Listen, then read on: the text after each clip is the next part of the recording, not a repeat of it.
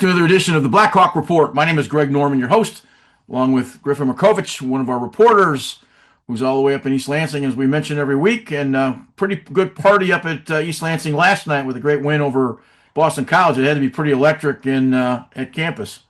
Oh yeah, there was definitely a few videos coming out, Greg. I saw one make the news actually of some kid getting tackled out of the bar. So we were definitely in high spirits after that win over Boston College. As a fellow Spartan, it was nice to see the maturity of the quarterback and kind of see it kind of take root, if you will, and hopefully there'll be some dividends as the season comes along and get them to a bowl game as we move along. We're going to talk briefly about tennis. We're going to talk a little bit about volleyball. Football went all the way up to Central Michigan. What a great opportunity. They ran into a buzzsaw in Clare, lost 43-20. We're going to get a chance to talk to Mark Zuby a little bit later.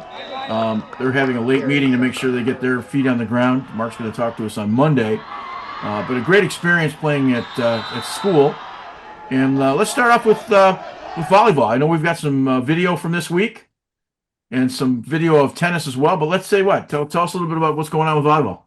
Yeah, Greg. So I had a chance to talk to Coach Taryn Miniger, who was off to a great start this season. They had back-to-back wins, but now they've fallen into a bit of a slump, and the slump might be a kind way of putting it. They've lost 6 games in a row. They've told me that this is mostly a result of unforced errors, girls spiking the ball into the net, spiking it too far out of bounds, doing the carry motion, that foul in volleyball. But Coach Miniger says that this group of girls is particularly has a great group of chemistry. They're not hanging their heads down. They're not down on themselves. And they're really active in every game, and they're getting after it. They're not quitting. So she's confident that they can face up against every team they're playing now and against Goodrich coming up on Monday. I know they're a great team, but she's confident that they can do well against them. Is this a young, experienced or young, inexperienced team, or is this a team with some experience? Both. This is a young, inexperienced team. They've got a few seniors from last year, but this is a new coach, so this is the whole new program. Coach Taryn Miniger is adamant that they want to change the attitude of volleyball and volleyball players at Brandon, starting all the way with the middle schoolers. So they're kind of rebuilding the program from the bottom up. So we'll see how that goes. It kind of reminds me of a Jonathan Smith quote yesterday. We're trying to teach the kids, you have to learn how to win. Before you can have to learn how to win, you have to learn how to close out a game. And I think that's something that is important for those kinds of things. Folks went up to Central Michigan. We talked briefly last week about how cool it is to get a chance for a high school player to play at a college facility and have that experience. We'll bring you some video of that. Hopefully, getting them off the bus and all that goes with the experience of going with that. But after scoring 62 points the first week, they only scored 20 this week. Gave up 43. So I've got a feeling. I know Claire is a state qualifier every year, but I think Brad, and we'll have that conversation with Brad. That's a lot of points to give up even on the road. Yeah, well, this is a team out of our league, right? These guys are going up quite a distance to play this team. This is definitely out of the Flame Metro League. So it's definitely a nice wake-up call for this team that just had a smoke show last game, for them to now face some real competition, have to play some defense. I'm excited to see what Brad's going to say about this team's performance. Yeah, we're going to talk to him a little bit about giving up that many points. Even though they're a state qualifier, it's a Division 5 team. So even though they're a power in state in Division 5, I think Brandon is in Division 3 or Division 2. Not sure which. I believe Division 3. Yeah. Division 3. So it'll be interesting to see what happens with that, and we'll bring you that conversation with Brad and some football highlights coming up from Central Michigan and all those highlights. And let's finish off with a little discussion on tennis, because we've got video of the tennis team, and I know you talked to their coach. Yep, I managed to track down Sarah Burgess. We hadn't talked to her for a while in the Blackhawk Report, but so the last 3 weeks since we talked to her, she said they've been playing tons of preseason games, particularly against some private schools and some very large D1 public schools, giving us a run for our money, really getting our kids into some practice. We can't get better playing some worse teams, so this is definitely something we've needed. But now we're into our season games. They're 1 and 2 in season games, and we talked a little bit about something that's been coming up more and more in these conversations that we're having on the Blackhawk Report about not having enough players, particularly not having enough players to play against. I went on Facebook and I saw that Brandon, amongst dozens of other teams, was posting on a Facebook group asking for teams to participate in their quad events coming up. So I'm just wondering, Greg, if you have had any experiences with your golf, maybe having to, reach out online to play against other teams, or what's going on? Is this a new phenomenon, or maybe it's only in tennis? We talked about that. I went back through and I checked with the MHSAA to look at numbers, just as a generalization. And in the fall, they point out that equestrian is up by almost 1,000%, But what they don't tell you is they're only up by about 50 kids.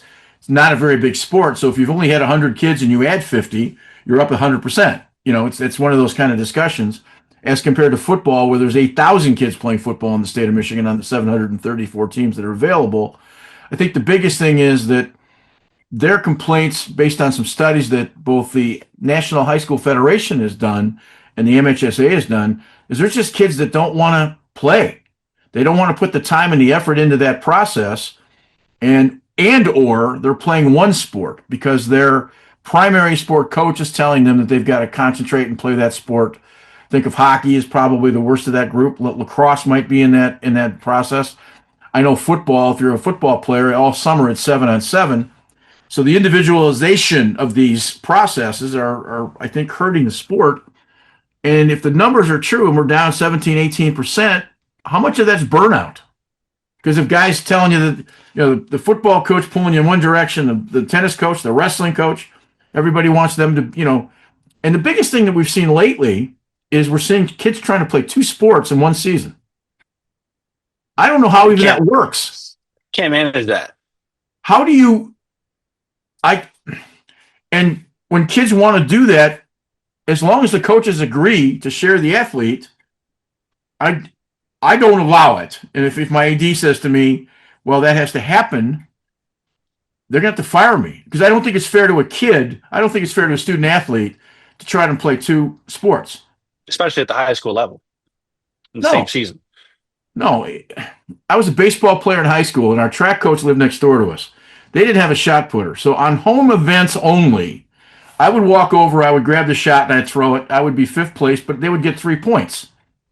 But it would never interfere on a game day with me. It was just one of those things that we'd go over and sometimes I'd throw in my baseball pants. It was an inconvenient convenience for him. And never bothered because early track season, the field events are always before the running events. But to try to play can you imagine trying to play a primary sport like volleyball and soccer? I'll use those two examples. Same season. When do you practice? Does the coach have to set up a different practice for one kid? When do you rest?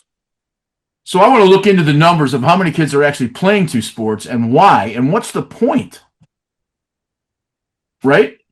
Right.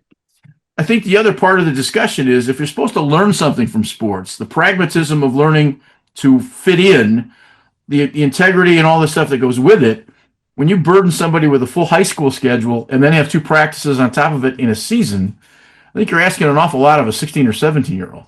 And then we wonder why these kids aren't playing anymore. I think burnout could be a big chunk of the reason why, Greg.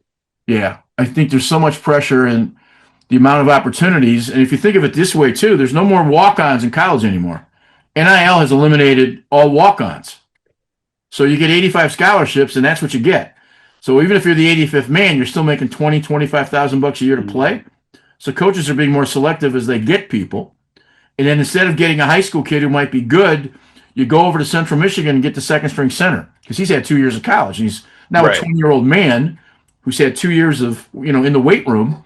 And now he's your backup center instead of some unproven high school kid. So the landscape that you had to grow up in and I never had to grow up in is certainly changing. And we're going to check into this. We're going to have to do some research on this and kind of come up with that. But that's my 2 cents. Yeah. Anyway, that being the case, up next is Brad Zuby with the football team. And we'll hopefully bring you that in a couple seconds. And Griffin, until next week, thanks. See you, Greg.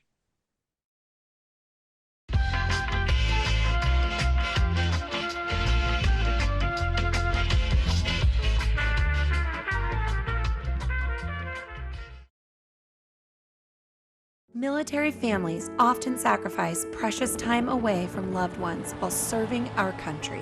We were worried that with him leaving, that she would lose those connections with her dad. Some of life's best moments happen between parents, children, and the pages of a good book. United Through Reading provides that connection. And now, United Through Reading is also available to veterans. Learn more about United Through Reading at unitedthroughreading.org. Welcome back. We're in week 3 talking with Brandon head football coach Brad Zuby. Brad suffered a pretty tough loss at Central Michigan, 43-20 to a very good, highly ranked and state playoff tested team from Clare. at Kelly Short Stadium in Central Michigan University. So before we get into the game, so just talk about the experience of being up there with the band and all the stuff that goes with it. We've got video throughout the show here to kind of give everybody a flavor for what it looked like, but at least the atmosphere was one of those once in a lifetime for high school kids. Yeah, it was cool. It was the first time we'd done a game like that in a long time, since we went to U of M, I guess, in 2017. It was a good experience for the kids. I appreciate, Mr. Johnson, Jesse doing all that legwork and using some of his connections to set that up and give our football players and our band members and cheer and palms and, all the student body and the fans and everybody an opportunity to play at a venue like that. It was definitely a cool experience for everybody. When you lose, as you did, 43-20, the bus ride home in most cases has got to be have a little sting to it. When you're coming from Central Michigan, does it ease the pain a little bit or not? I mean, it was kind of a funky day. It was a long bus ride up there, and then a long bus ride home. A lot of the kids and the families, they had the option to drive home with their moms and dads, and some of them stayed up there. So it was kind of a pretty empty, quiet, bus home. We only had about a dozen kids or so with us coming back. Okay. Well, let's talk a little bit about the game. It couldn't be any more different from the opening game against Flint Southwestern. You faced a really good football team. Talk maybe a little bit about the game and where your thoughts are as you're going into week 3. Yeah, so it's one of those things where, where our roster is at now, it's very hard for us to mimic an opposing team's offense and defense. So for us to run scout team, it's hard to mimic your opponent at full speed. So, you do your best to get your fits and to show them the different looks they're going to get. But when it comes to being able to execute that, it's never going to match the speed of your opponent. So I think when the game gets started, all of a sudden the stuff you've been seeing in a slower pace is going full speed and it's coming right at you, and you're adjusting on the fly and you take a couple of body shots, getting used to the speed of the game. First half, kids did a nice job with kind of running our 2-minute offense and punching one in right before the end and making it 14-7 at halftime. We had a couple drives stall on us. The opening drive, we chewed up 6 or 7 minutes and then didn't score. So was hoping it was a closer game at halftime, but 14-7, we'll take it. And then the second half, I mean, gosh, everything that could have went wrong. You give up a big interception that they run back, and then you fumble two kickoffs in a row, and all of a sudden the game's blown wide open before you had a chance to even exhale in the second half. So frustrating mistakes piled up. Gabby's question is, are they that good, or did you play that poorly? I think it's usually always a combination of both. I think yes, they are that good. They were very well coached. Their kids got after it. They were well conditioned. Played a good style of football on both sides. Gave us a different look defensively than they showed in week 1 and in the scrimmage. I mean, which we did the same thing to them as well. Always hiding some things in the back pocket. And then, when we watched the film, there was a lot of things that we left on the table or didn't execute, and missed a couple fits on defense and a couple reads and a couple coverages, and offensively, didn't sustain a couple blocks, missed a couple things here or there. It's a different game, but that was my theme to the kids at the end of the day is we have to play with some urgency. You don't get these games back. You don't get them back. They're very finite football games. Not everybody makes the playoffs, and you got to grind them out. And if you lose one, you don't get it back. Okay, so the preseason's over, so to speak. We go into league play this coming Friday. Yeah. Talk a little bit about your opponent and any thoughts. Yeah, we've been used to playing Goodrich towards the end of the season, so now we've got them right at the beginning of league play. So I think it's good. Get that game in, see what, test your mettle against the best, see what you got. Give them everything you have. Obviously, they're the defending state champions. They are very well coached. Tom does a great job with his kids and putting, matching his personnel to their style of play that he likes to do. And, they've gotten the best of us for 4 years in a row now in the regular season and in the playoffs, I think 3 times now too. So it's a rivalry game, but we gotta hold up our end of the bargain here because it hasn't been much of a rivalry lately. So I like our kids. I like some of the things we're laying down for the week. It's just we got to execute better than we did last week. And I told the kids, hey, let's make it a game in the fourth quarter and see what happens. On film, is Goodrich as good in 25 as they were in 24? It's hard to tell on film. They played Frankenmuth and Lapeer, are 2 very good opponents, weeks 1 and 2. So I think they're a little bit more battle tested, at least coming out of week. The the Frankenmuth game. That was, those guys were in the state championship as well. Lapierre's a bigger school, so I think we both played good opponents last week. But it's hard to tell until you see them up close and personal. They're huge up front. They've got a ton of size. Their tailback runs hard. Their quarterback has good command of the offense. He's a 3-year starter now, I believe, or 2-year starter now. And their defense just jumps around and they get after it and they're good at what they do. So we'll see what they look like when we head there. But I would say they're right up there where they were last year. What do you have to do as a team to beat them? You have to have gap integrity on defense and understand where your fits are, and if you can shut down something, where they're going to go next.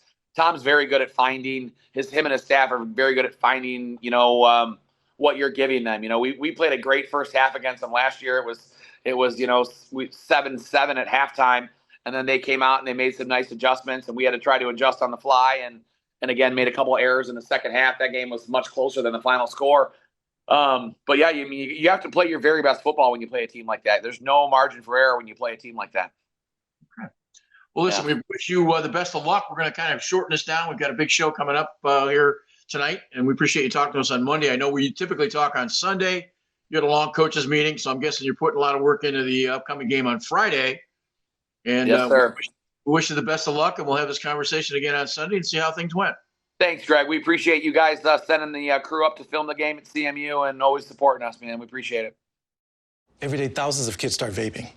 And I can't let this happen to my kid. Of course, it's awkward to talk to kids about the dangers of vaping. Hey, bestie, how sketch is vaping? It's hard to get their attention. Ready?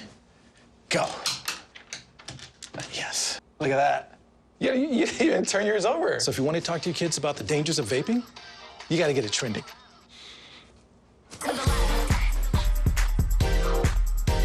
No, you're doing it wrong.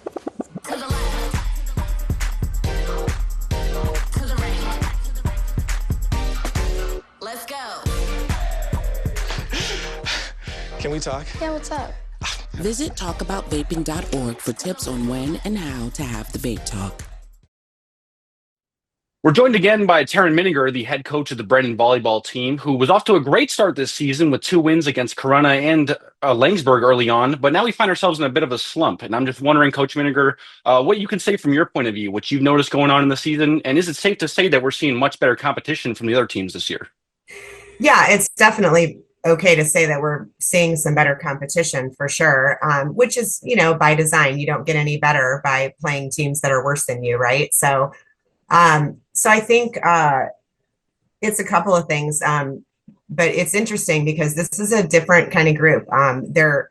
They really like each other. They like spending time with each other, and they want to play for one another. It's not a team that gives up or is stopping play. I mean, most of these games that we've lost where they could have gone to 5 games.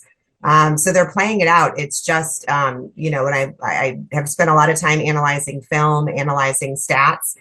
And what it comes down to is that our unforced errors, so think attacking into the net, serves that don't go over or go out of bounds, ball handling, things like that, for us are not great. So we have to improve our, percentage of unforced errors. I mean, even if we cut them by 1/3 right now, we would be golden. We would be winning these games. So those are the things we're going to focus on here in the next few practices and see if we can start to control those a little more. Yeah, definitely. And speaking of those close games, I noticed the last 2 games you guys lost was only by 1 set. I mean, if you said, just like you said, if those unforced errors weren't there, we definitely could have won that game. It's good to hear. It's good to hear that the girls are keeping the morale high despite these losses. I know personally, being a Brandon athlete myself, or former Brandon athlete anyways, these win streaks can be very discouraging to young players. It's good to hear that your girls are taking it easy. Yeah, I think they're taking it into stride. They understand what they need to do, and we're seeing it translate in practices. They're working harder on changing those things. The first couple of games, it was less of an unforced errors issue and more of not attacking to places on the court that are going to execute points, right? So lots of attempts, not as many executions. And so we changed a lot of that. We saw it yesterday. A couple of players really took it into stride. We're, so the points that we were scoring, they're putting into, open spots on the court instead of just pounding on the ball. But we just have to get better at it. And we have got to get better at not making those unforced errors. And you guys got play Goodrich next Monday. What are you feeling about that team? I know Goodrich is really good at all sports overall in their program. Yeah, I don't know. I think I'm a believer that every year is a new year. Every school graduates players, every school has to deal with, changes and, new things that are happening. So I always look at it as a fresh slate every single time. I think this is a team that could hold up against a Goodrich, and at the very least give them a run for their money if, again, we can eliminate some of those unforced errors. We may not always be bigger or stronger or faster, but we can absolutely be smarter. And that's what we'll be focused on. That's certainly right. Well, thank you so much, Taryn Miniger, for joining us once again on the Blackhawk Report. We hope you can catch us next week. Thank you. We all make choices. When it comes to alcohol, kids make choices whether to drink or not. Bye, Dad. Bye-bye. Remember, I'm going to Alex's party tonight and sleeping over. Have fun. Hey, have a seat for a second. Remind me about that party again? Alex is just And adults make choices whether to talk about it. That's true of parents and every other trusted adult in a kid's life. Kids want to know our expectations when it comes to alcohol and other drugs. They want guidance and honest answers to their questions. And it makes a difference when the message is consistent and part of everyday conversations. So talk with your kids and help lead them on a positive path. Because when you talk, they hear you. For more information about talking with your kids about underage use of alcohol and other drugs, visit underagedrinking.samhsa.gov.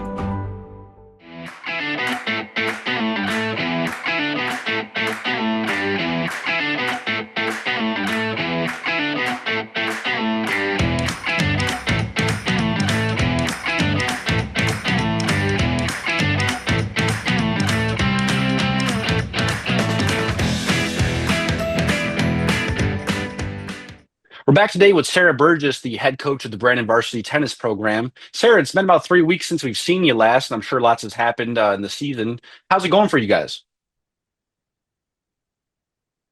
Matches, so we haven't played as much as we wanted to so far, but we've got a couple of tournaments in and we're getting started on league matches. So we got quite a ways to go, but it's looking to be a good season. And how have you guys been performing? You guys doing well in your quads, or has it just been some preseason tournaments so far, or what's going on? So all the preseason tournaments are with teams that are quite a bit higher. So we've played with D4 teams that are private schools, heavy with like club kids, and then we've played with D1 schools, so there's quite a bit larger in their selection. So quite a wide range there, but it was good competition and a good way for the kids to get in multiple matches and get their playing time in. Oh, definitely. And you can't get better by playing people that are worse than you. That's for sure. I was just talking about that with the volleyball coach.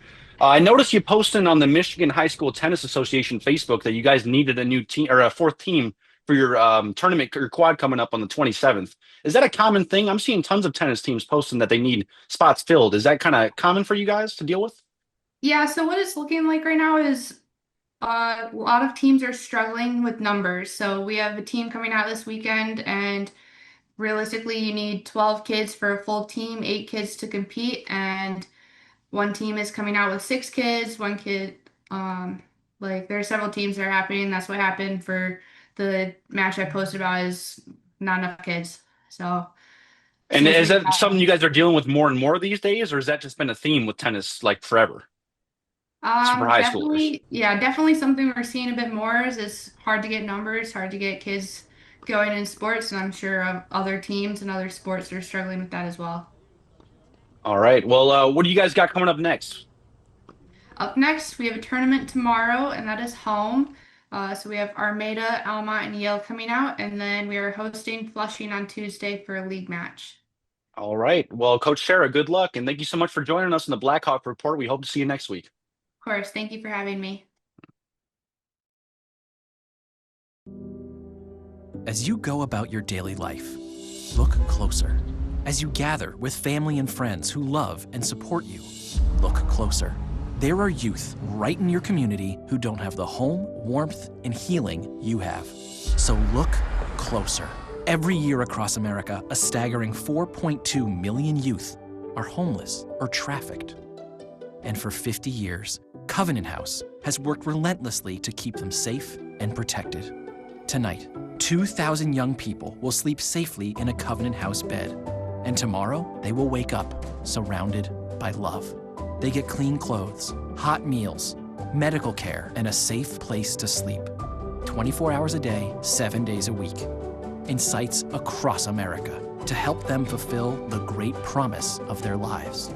So look closer at Covenant House. To help or get help, go to covenanthouse.org.